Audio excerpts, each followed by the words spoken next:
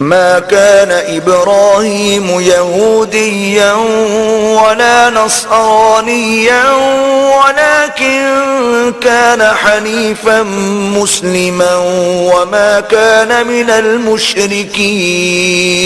ابراہیم نہ تو یہودی تھے اور نہ عیسائی، بلکہ سب سے بے تعلق ہو کر ایک اللہ کے ہو رہے تھے اور اسی کے فرما بردار تھے اور مشرکوں میں نہ تھے. ان اولى الناس بإبراهيم للذين اتبعوه وهذا النبي والذين آمنوا والله ولي المؤمنين.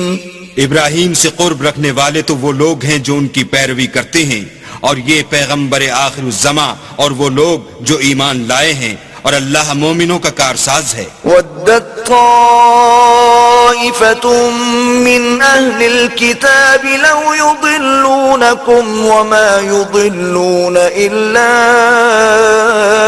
أنفسهم وما يشعرون.